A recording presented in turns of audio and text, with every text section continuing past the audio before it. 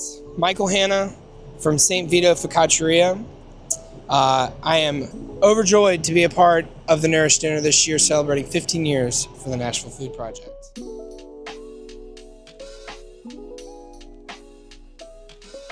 I think it's a really, really important part of the community that desperately needs to stay alive and keep going.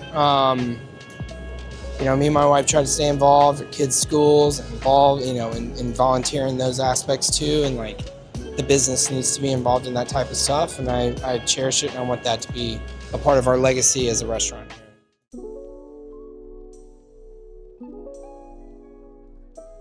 This restaurant, it came out of my house, and you came to my home and you met my daughter and you met my wife and you met my dog and all these things, right? And there was this real close intimacy with the customer. We had conversations about what we were doing and why we were doing it. And I wanted to build the restaurant brick and mortar to reflect that. So people walk out of here with more of a sense of community. I think Italian-American cooking especially, people have a lot of nanas and they have a familiar, there's always stories of a Sunday sauce or a Sunday supper or a family cookie or a family dish. And we get so many of that.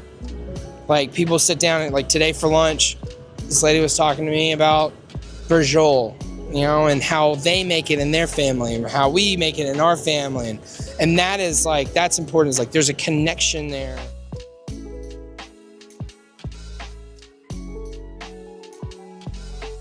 Julio from Maze Della Vita, Lavon Wallace from Fat Belly, Brian and Lana from Kisser, Chris and Emma, Tandy, like these are people that I can always pick up the phone, call and say, hey, I need some perspective, I hope that doesn't go away. I hope that we can produce more of that. I think it's important for restaurateurs, chefs, to train the next generation and keep them here. And hopefully the city can afford to keep them here, right? And we can continue to grow. I think of chefs in the city like Philip Krajak, Josh Haberger, Trevor to an extent. Like those guys laid a foundation years ago. Tandy, of course, right? Like they laid a foundation just for someone like me to be able to step onto, right? Now it's our turn to build that next story of that building for other people from our kitchens to step into. That's what makes a good food scene.